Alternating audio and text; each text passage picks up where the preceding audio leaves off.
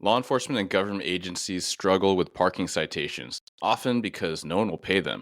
Boots or other devices are costly, and they invite confrontation when implied and later removed by enforcing employees. With Tire Tag, you can avoid many hurdles and ultimately promote public safety and revenue collection. To learn more, visit tiretag.com.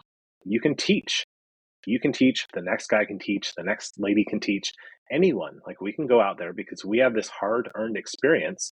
For some people, we just need to create the framework, and I can help them with that. But many of them, they have this mission inside of them. They have passion inside of them. They want to get that out. Welcome to Blue Grit Radio, the podcast that explores making better cops for a better community. I'm your host, Eric Tung. I've been an active police officer since 2007. We will dive into the aspects of police culture, health and wellness, leadership, and mindset. You'll hear from experts not only from policing, but all industries as they relate to being our best with purpose, passion, and positivity. Join me as we share stories, lessons, and advice so we can all be better for ourselves, our teams, our families, and our communities. Ladies and gents, welcome back to another episode of Blue Grit Radio. This is your host, Eric. Today I'm joined by local cop, sergeant, and entrepreneur, and we're going to talk about what he is teaching us about today. But Shaun Nestor, thanks for coming on the show, Shaun. Thank you very much. I'm excited to be here.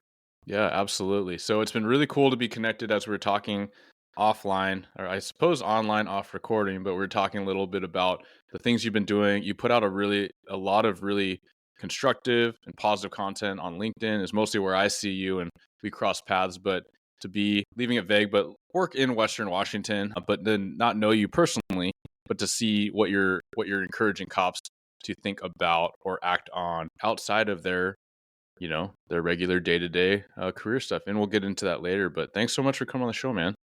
Yeah, I'm super excited to have this conversation.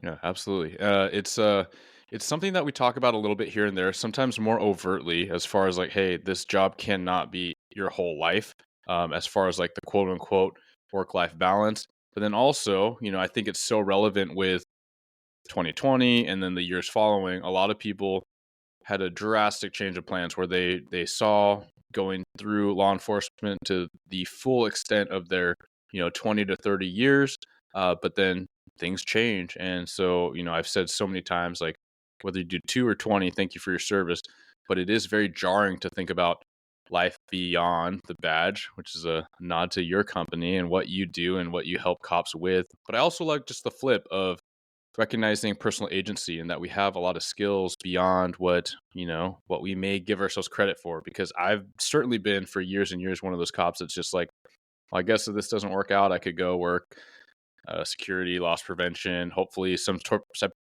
managerial level with my experience, but it goes far, far, far beyond that too.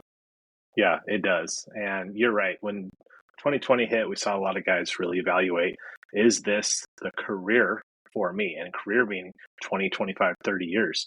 And for a lot of guys, they said, no, there's more out there.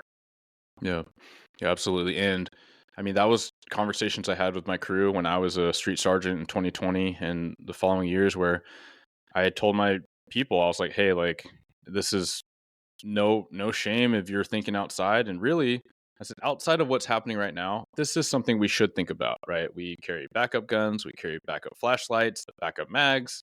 Why should we not? Yeah. Why would it not be responsible to think about a backup career?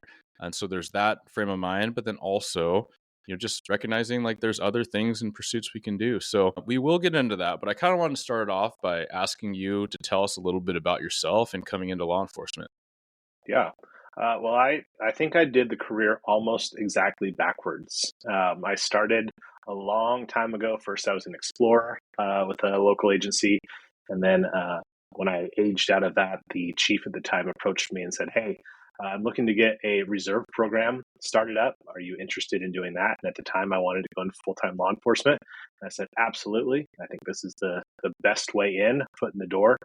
And I saw it kind of a side door, so everybody else is competing for those entry-level jobs. And if I can start as a reserve officer, it's a fantastic way to get into the agency. So I did that for about 13 years, which I think is almost a record for reserve time. And in that career, I was also running a marketing, consulting, sales, online business where I was helping people take like what they know, some of their expertise, and turn that into something that they could sell. primarily online. And I love the way that people could use the web and social media and make connections, and just made it so much easier than starting up a shop in downtown where they had to pay rent and all this kind of stuff. And so that really excited me. I was having a lot of fun doing that. And I joke I had the best job and the best hobby. Whichever one you want to label it is fine. Yeah, yeah. It's Saturday, Sunday, I'd go out and play cops and robbers, and then Monday through Thursday or whatever, I would just be in the office doing my gig, and it was a lot of fun. And so when I was done, when I was coming to the end of that, I felt like that chapter had ended. Our chief approached me and said, "Hey, we have this staffing crunch. We need bodies, and I know that you've been doing the reserve thing for a while. Would you consider going to the provisional status? Can I just basically deputize you and say, go forth and conquer?" And I said, "Yeah, I can commit to that for 1 year." And so I did that, and I was totally ready to just be done at the end of it. And after that 1 year, I spent a lot of time, kind of filling in for him and doing the staffing, helping him with the staffing. Thought, I'm done. I'm going to go back to my job and just have weekends off and have holidays off and not have to work graveyard and not push a police car around. Would you like to go full time? And I said, no, I'm good. He's like, great. You start the academy on Monday. So, and that was 6 years ago. So he's kept me around. So that's kind of how I got into law enforcement. It's a little bit backwards, Yeah. but I've had quite the story tenure. Yeah. No, that's super cool. It gives you this really objective, valuable, opposite, as you said, insight and perspective. And I think that can be extremely helpful. And we're going to draw upon that now. So, what were some of your, I suppose, what were some obstacles as far as like wanting to go full in when you've been reserved for so long, and so you understand a lot of the grappling, but then you have, some may say, like a security of, no, you have your main thing and this is like as you choose to do it. Right. Yeah. And it was because of what I was witnessing as a reserve and as a provisional officer that kind of married these two worlds that I have. When I came on full time, I was still doing my consulting stuff kind of on the weekends. It wasn't necessarily something that I needed to do. Now it's full time as a police officer. And so it was kind of hit and miss. It kind of turned into more of a hobby. I was able to do it when I could. But throughout my reserve tenure, my provisional time, and then as I was getting into it full time, I saw a lot of the guys who were retiring. They've been on the job for 20, 25, 30 years. I saw what they looked like at the end of the career, not just physically, but most of them had a really good relationship with alcohol and a terrible relationship with their family. They may have been on wife 2 or 3 or 4. Okay, they don't have a good connection with their kids. They hate the world. Their bodies are absolutely beat up. As I'm going through this progression of my law enforcement career, I'm seeing these young guys coming in and they're 22, 23, 24. And I thought, we cannot wait 20 years to send these young guys out and just spit them out the other side of this machine. We cannot do it. And so I have a real passion for the training. I want our guys to be healthy, happy, and wealthy by the end of their career. And so I said, I need to get into the training part.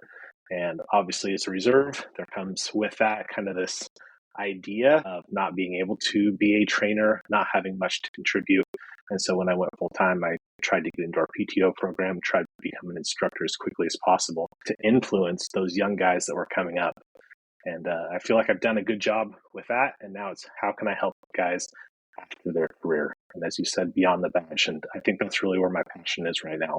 Yeah, I love that. We talked about the obvious like attrition and just change of plans, but I love how you brought up the retirees. And that is Mm-hmm. something that I've paid attention to. And I'm glad you lumped that in because I didn't mention it off the cuff, which is that in law enforcement, to survive and then be exceptional, you have to be really good at pattern recognition, right? So we see trends, we see behaviors that suspects are exhibiting, we see these clues, these fatal funnels, right? They pop Mm-hmm. out, whereas before they were invisible, right? You're walking down through a building or around a building, you don't understand how a window is dangerous to you. But then you become a cop and you work and you go through academy and you work the street and you're like, oh, I'm going to make sure, hey, you look at that literally as we round this corner. Yeah. Your job is Yeah. to look at only that upper window, and my job is to look at only this lower window. And then we're going to Right. reconvene and figure out our next plan. Like your insight changes. And then so I love how you pay nod to seeing how a lot of people are retiring, not thriving. They're doing anything but. And again, that's where it comes back to this drastic change in lifestyle, in actual life outlook. And I know plenty of people who through the years have relayed that they're excited to retire but terrified. And that's not a great place to be. It becomes Right. such a prevailing part of our life. Yeah. I spoke with one guy. He retired from our agency. He had 32, 33 years on, and more or less he was a patrol officer for his entire career. And I said, to him, "Are you excited for retirement?" He says, "Yeah, I am in a way, but that's a huge part of his life." I said, "What do you have planned?" And he had to think about it for a really, really, really, really long time. He says, "Well, I want to go fishing." I said, "Well, that's great, but what are you going to do after Tuesday? What are you going to do on Mm-hmm. Wednesday and Thursday and Friday and next year?" And he had a hard time coming to grips with that because for 3 decades, this was his life. He loved the city that he worked in. He loved the job. He loved the connections that he made. He loved making a difference. And he had never really thought about what's next. I love the way you describe it, the backup. Like we do carry backup guns and backup mags and backup flashlights, and we have triplicate of everything in our police car. Uh, but we just think of retirement as the finish line. But I hope that these guys still have decades of life to go after retirement. And that's when they can really thrive in that next chapter. Yeah. Yeah, and it's something that when I talked about 2020, talking to my crew individually and talking to one guy and him saying, "Hey, I like welding." I'm like, "Cool. Like, why don't you take up welding on your time off?" Like, it's nothing I'm gonna follow up Yeah. with or like put down on paper. But like, my goal for you, my challenge is like weld something, whether it's for fun or for, like help a buddy out, and then look up Hmm. your local tech school and see what their program is, how much it costs, when they do it, how long it would take, if this was a thing, like if all of a sudden something happened to you off duty and you're like, fuck, I'm gonna edit that out. I just dropped this F bomb. I never do that. But if something happens off duty and you can't do this job anymore, like then at least, well, I'm not ready to go full fledged start my business, but maybe I know exactly what program it would take. Like that's extremely helpful. Um, Yeah. I truly believe that there was a lot of reasons why I started Blue Grit and the content it was to put out positive information about health facets and just things that people could take away. But in that journey and in building confidence and writing more for Police One, I recognize that it helped hit the refresh button on how I looked at the Hmm. career in a lot of ways.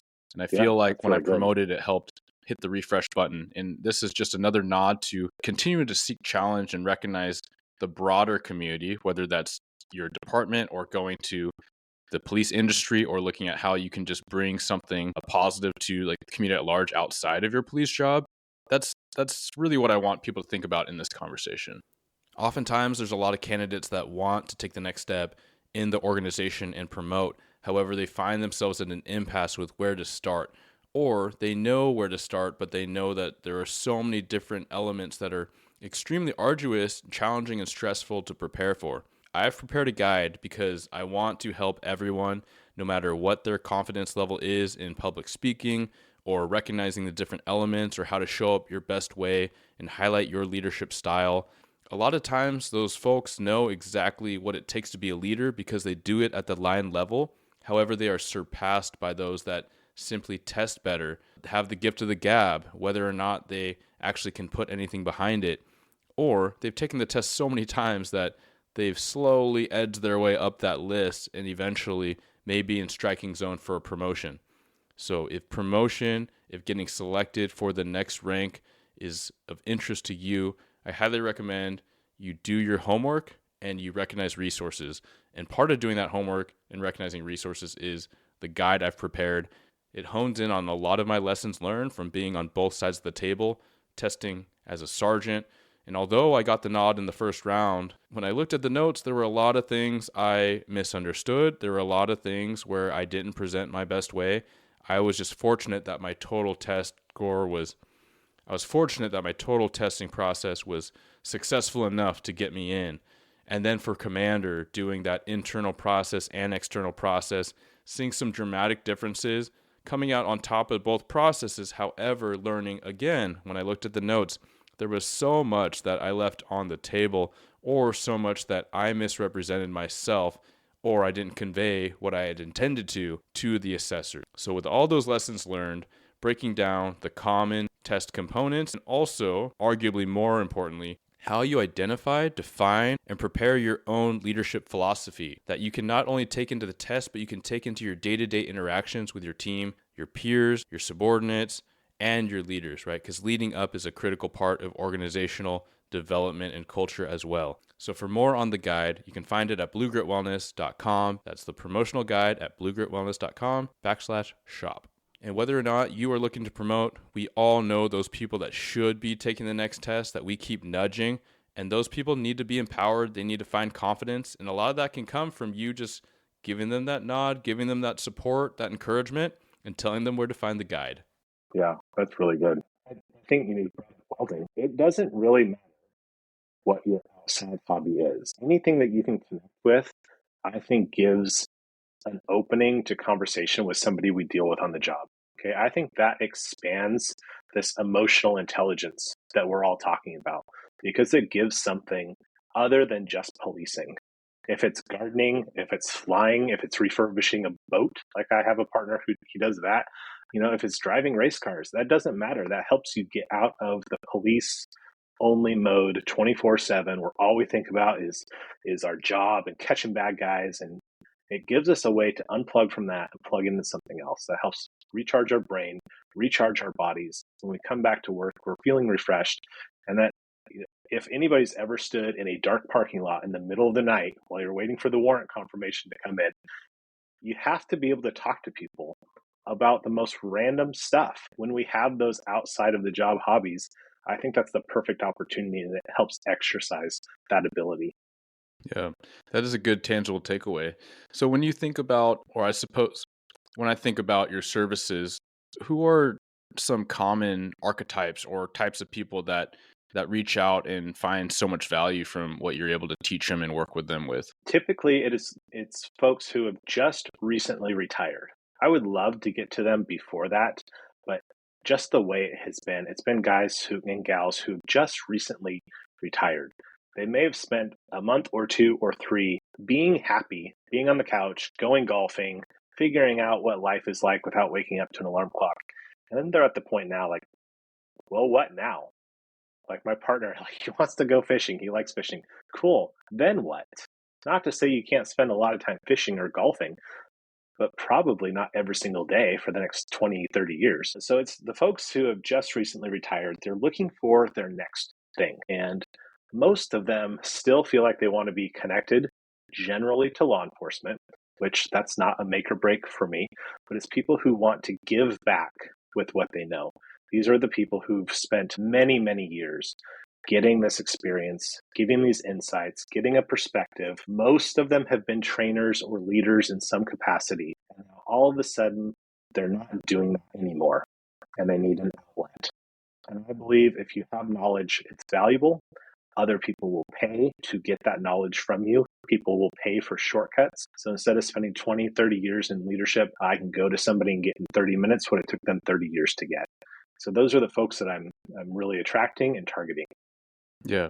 No, that's fantastic. And again, it's like a tangible thing where when we talk about health, we talk about wellness.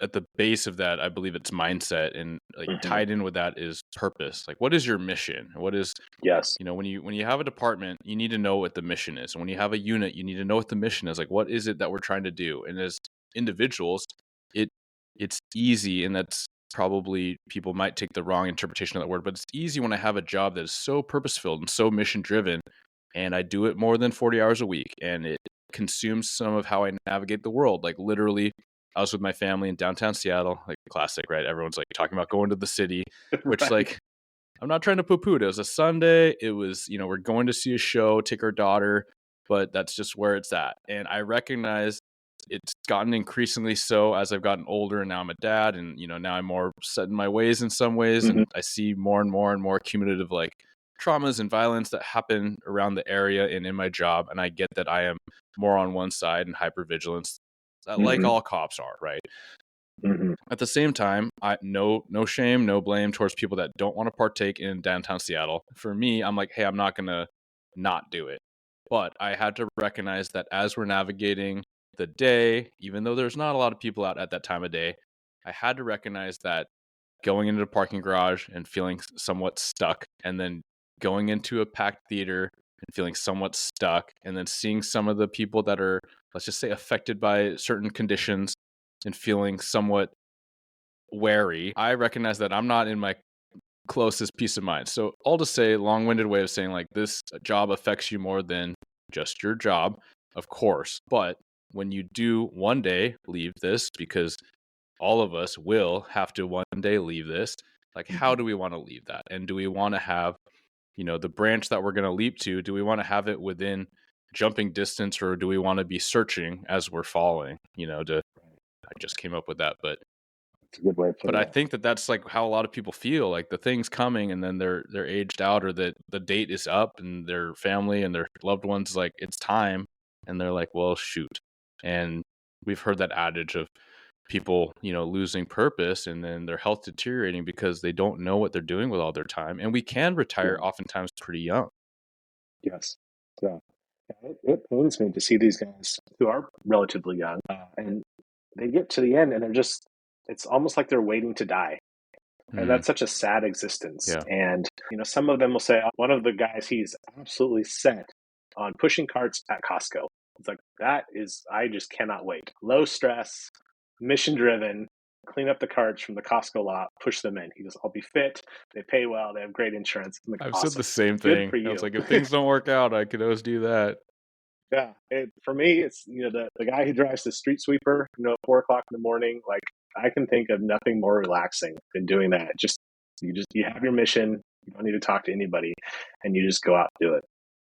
Uh, for some people, Costco and the street sweeper might not be like what they just are driven to do, That's not the end and goal. That's not the dream. and we've all sat in cop training where there's a retired guy up there. He's presenting on his knowledge. He's created something, a framework from his knowledge, and we soak it up and we listen to that wisdom. And it doesn't need to be to other cops. It can be to anybody you can imagine, anybody you have the passion to serve. And you can teach. You can teach, the next guy can teach, the next lady can teach, anyone. Like, we can go out there because we have this hard earned experience. For some people, we just need to create the framework, and I can help them with that. But many of them, they have this mission inside of them. They have passion inside of them. They want to get that out. Everybody that comes to me is like, who do you want to serve? And they can instantly, blurt out 30 different types of people they want to serve. Awesome. Let's target one of them.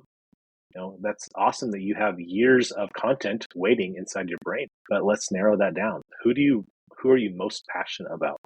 Yeah.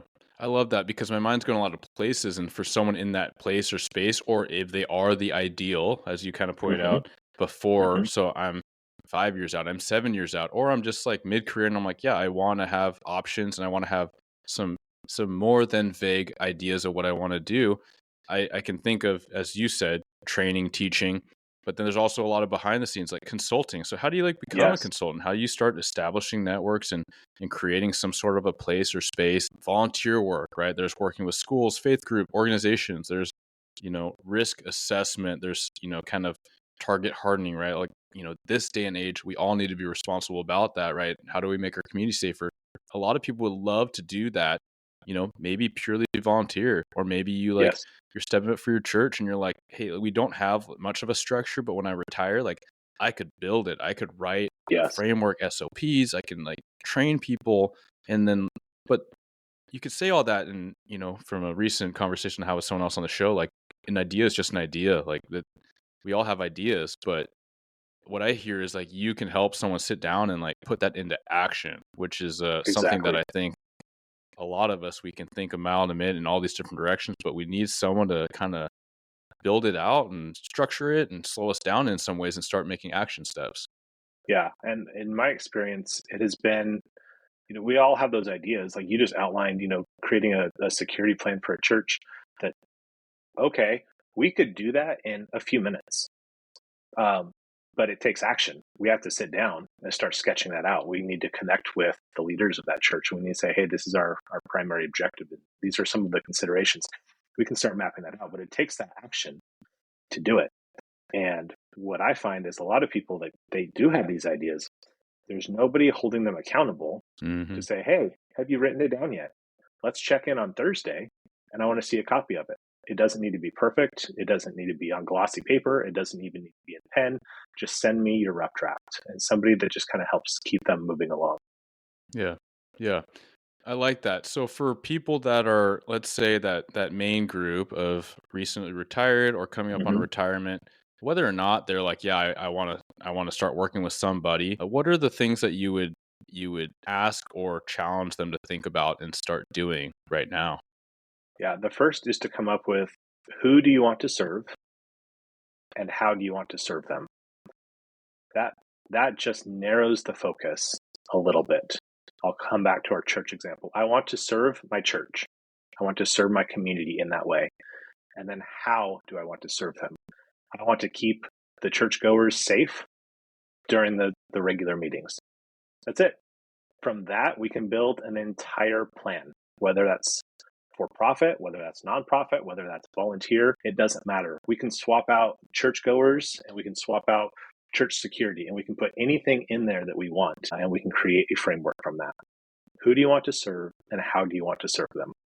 Yeah, I like that. I like the emphasis on how, because so often, when we start kind of doing the spider web of thought process, we can say, Mm-hmm. why? Oh, what's your purpose? Why? And a lot of times we can get to the why, and even Mm-hmm. anyone could surmise, like, oh, I want to help this church or my church be more safe. We understand the why, but how? And I love how you said that. And even makes me think, like, you can keep asking these specifics of like how and why to keep fleshing it out, right? You could have, Yes. Yeah. well, I want it. Yeah, we could make them feel safe with a bunch of like vested up, like armed people. We may actually want to be more covert about it. We don't want people to be Right. paralyzed in fear, be like, should I be coming into church today? What's wrong with So this like the place? how is so key, right? Yeah. Yeah, absolutely. And we get to the why. We just need to start somewhere. And we see this in law enforcement. People say, why do you want to be a police officer? And they say, I want to serve my community. From that, you and I could talk for a week what it means to serve the community. Yeah. And if we keep diving in, well, why? Because I want people like my grandma who lives in this community. I want her to feel safe. Excellent. I have an outreach program for you. I'm going to get you plugged into this community program. So the why comes, but to have an idea of the how really helps frame that. Yeah, I like that. And the why, you're absolutely right. All too common of an oral board answer, whether I was Yes. sitting on boards as a pretty new cop just to maybe flesh out the board, or whether it's, as a hiring sergeant, way too common. And I encourage people, there's a lot of listeners and people that reach out for hiring advice with me. And I often tell them why that, right? I keep Right. asking Yeah. that, right? So it's like, okay, I want to serve. Okay, why? In what capacity? Why as a cop? Like, in what Hmm. way is a cop unique to your version of service or what you're imagining, right? Yeah. And then we get to the Yeah. meat of it. Yeah. So again, that why how is so critical. Yeah. There was somebody outside of Beyond the Badge that I was talking to, and he wanted confidence to go speak to women. Hmm. Okay. Mm-hmm. All right. So that's Yeah. that's his goal, he thinks, and we dove into why. And it turns out that he wants to find a wife and start a family. Well, holy smokes, that's a whole different Very avenue that we're much going more to take. specific, right? Yeah. Exactly. And so we're going to dive in on that rather than just building confidence. And so the why is very important, but he did a lot of that homework just in the way he answered it. We were able to skip ahead of who and what, or who and how, to get to the why. And that's the nugget, that if people can dive into their why do they really want to be a police officer? Why do they really want to do something for their career? Why do they want to serve this particular subset of people in the way that we're talking about? That can get them way very far down the road. And that's just a lot of like mindset work that we just lose track of, right? Where you get sucked into the swirl of it as active cops. You're like, well, I just do this job and I have this stuff and I have my family, I have my friends. But again, I think that that's the secret sauce of it. If it's there, is people that remember their why frequently, or they find ways to remind themselves, whether it's forcing themselves out of their graveyard routine and going to community event, whether it's like through their off duty stuff or through the department, and interacting with people that are very supportive and just like quote unquote more average people than what you may Yeah, see on graveyard in certain areas. I think that helps cement things. I remember when I was mandated to go do like lunchtime elementary school visits, working daytime yeah, canine, where I was so like, no, you need me in my car with my dog, right. either training Yeah, or shagging calls or going to that possible guy gonna flee kind of call. not here. But Right.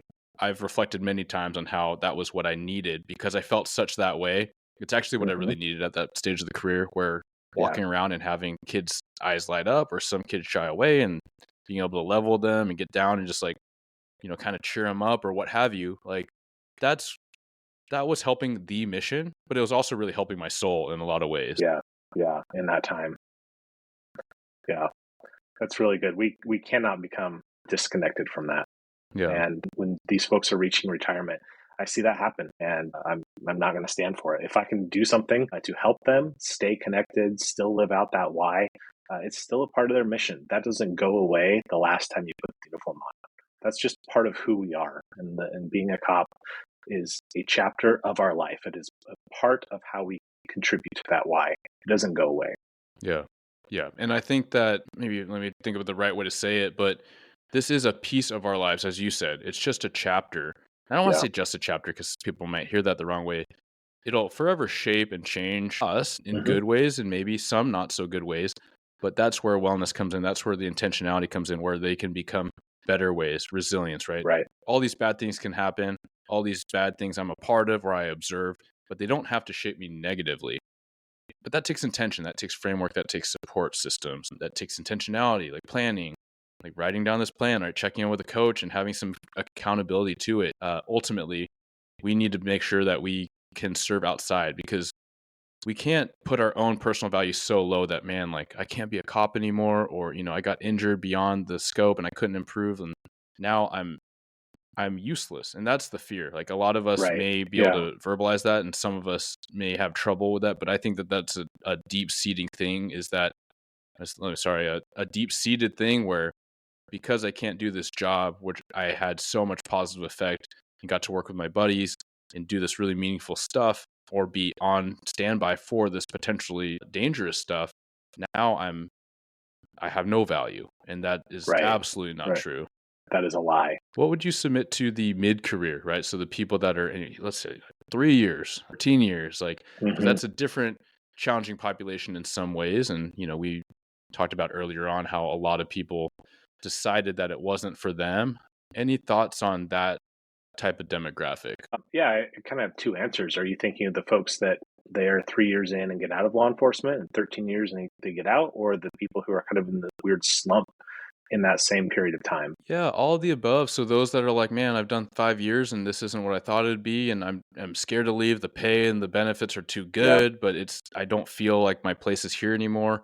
Also, maybe the on the other end, the people that are like in that slump, they just, they're kind of going through the motions. They don't like that. Or like a little bit farther down that spectrum is hmm, things are great. I want to do 30 plus years if everything works out, but I'm trying to be responsible. I'm yeah, listening to Sergeant Sean and Eric, and I'm taking the note. I'm taking on the challenge. yeah. I think for the folks who they're 3 to 5 years into it and they realize this isn't for them, or maybe this isn't what they thought, maybe they realize the cost is more than they want to bear, I would challenge them that they were in this season for a reason. Okay. They can take what they have learned. And again, their personal why has not changed. The career has, but their personal why has not. There are plenty of areas they can still contribute to their community and feel that purpose and connect to their mission. If it's helping people feel safe, fantastic. You can do that at a school district. You can do that at the corporation in town. You can do that through the church. There are still a lot of avenues to fulfill that why. If they got into law enforcement because they want to drive fast and shoot guns, guess what? There's careers where you get to drive fast and shoot guns. So they can still connect with that. It doesn't need to be law enforcement. And I would caution if you stay in law enforcement when you are feeling that, you are becoming a danger to yourself and those around you. So if you are feeling that's not where you need to be, then get out. Let's talk and let's get you out, because every single day that you're out there with that mindset is a danger. Yeah, absolutely. I think that could not be underlined too much, right? I archetypical, but I've also heard it literally. I can think of their faces, but saying like, I've had enough of this job. But I kind of said a version of this earlier. Like I can't make as much money. I can't, the pension, and then they're just resigned. But Yeah. A couple things. I think one, the longer that they're staying in there, they're not doing anyone any good, themselves included, right? You see that Right. manifest. I mean, Yeah. you're a sergeant. You see that manifest in the Yeah. quality of work, Yeah. unfortunately, but then also on their own psyche, like that themselves personally. I wouldn't wish that upon anyone to feel so dejected. Um, I also, and I think I nodded to this or a version of this earlier, which is that if that officer was going back to school to finish, his or her AA, or Hmm. started up doing something in the community club, or taking up a sport or a hobby where they really enjoyed, or they were more involved with their kids thing at school, even if they never played soccer and they became an assistant coach basically fetching water or whatever the thing is, like Yeah. I Yeah. seriously believe that they would just come to work with a heightened attitude, a better, clear, or positive perspective, because it's not just the Yeah. job. Now the job has its perks and it has its not so great stuff, but it's all feeding into their purpose, and the purpose is not just here in pushing the black and white. It's also helping them have potentially like the schedule to go do these other things. It just becomes more of the whole of their person and their life. Yeah. Yeah. Those are really good points. To the folks that are in that slump, we have them. I think every agency has them. I think it's a very real human feeling. If you've been doing something for 3, 5, 7 years and you are far enough from the beginning, the excitement's a little bit worn off, but you're too far from the finish line that you don't quite have that second wind. Remember why. We talked about it earlier. Like, remember why. And that's usually a good time to shake up your career a little tiny bit. Look for a promotion, look for a specialty unit, because I think that rejuvenates our why. Hmm. It might not be that you are excited about working graveyard and running through dark alleys after people anymore. Like, okay, that's fine. There are young guys out there who would love to be in that position. We might need some of your wisdom to be a trainer, to be a sergeant, to be some sort of leader that can rejuvenate yourself and pass along that wisdom and expertise. Yeah. Yeah, I like that. And it makes me think, and probably engaging some of your patrol sergeant or your sergeant brain is I get a little bit concerned when somebody's like, I just want to be a patrol cop my whole career. Especially if they say it really early on, it makes me a little concerned. Yeah. It's not because that's not okay. It's just because it's a long time to do something so similar without any Yes. quote unquote additional challenge, right? And so, yeah, some people might be like, man, I work in a small department. I don't have those specialized unit opportunities. That's okay. But small departments, you wear a lot of hats, or a lot of people wear a ton of hats. Yes. So it Yes. becomes that. And it doesn't mean you get paid more. Sometimes you're just the guy or gal. And sometimes you recognize that you went to a training where you rubbed shoulders with somebody else and you learned about a cool policy and you adapted that. You went to your chain like, hey, can I work on this? I mean, who doesn't love someone that's a go getter with the idea and the follow up with action, right? Like, not the good idea Right. fairy, but like hey, Yeah. I'm willing to do something about it. Here's some research. Cool. Yeah. Go. Let's move. Yeah. And then Yeah. you are continue to grow. And let's even go back to the backup thing. If you are a cop that's going through literally what's thrown at you, like dispatch call, versus the Hmm. cop that's self-initiated and saying, hey, I'd like to learn more about this. Is there a way I could serve the department or this need? Hey, I heard in the strategic plan there's this, or I know Chief said something about a drone program. I learned a lot about drones in my time off. I have my own UAS. Could I be a part of that?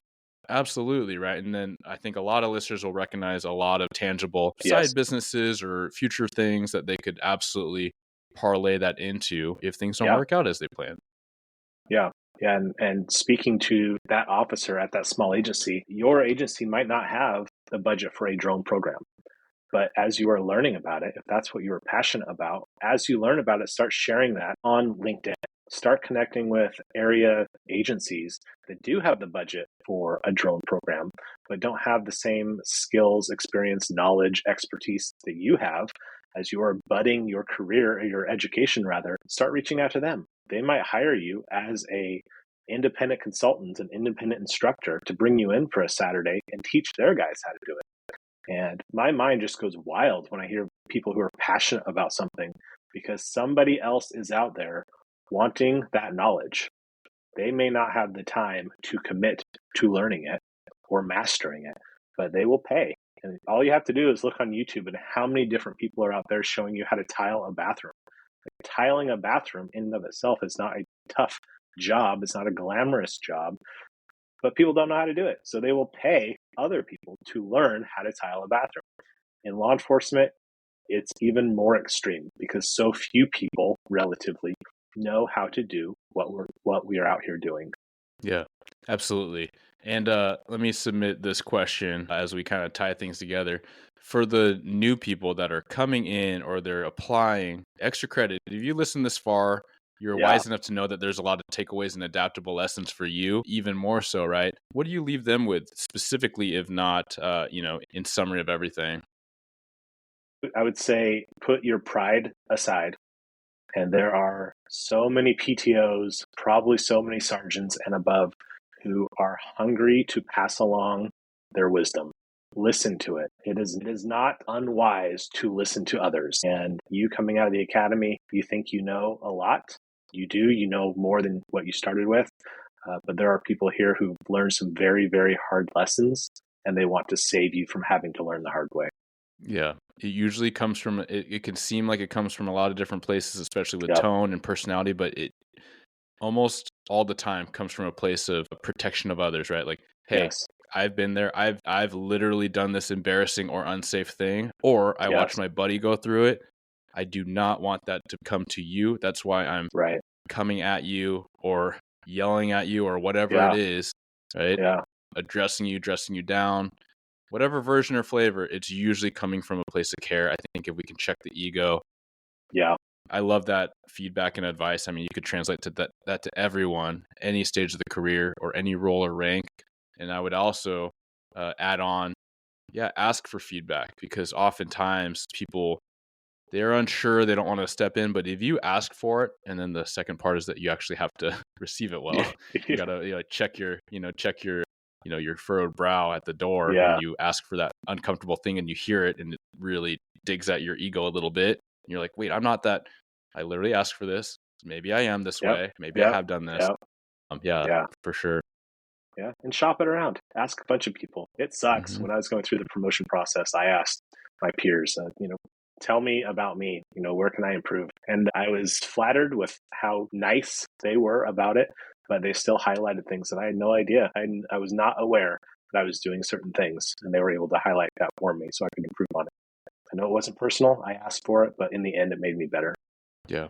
Yeah, I appreciate it. I just asked my sergeants. I'm going through midway at the time of this recording, but the first one said, "Hey, I don't have a problem with this. This is Yeah. not my perception." I'm like, "Okay, here we go." So I was just like trying to put on the slight We all- smile. He's like, but some of the guys feel like, you and general command aren't around a lot. And for that shift, I was like, I could totally see that. I was like, my wife would love me to spend less time at work, or some days are yeah. long, some are short in command, right?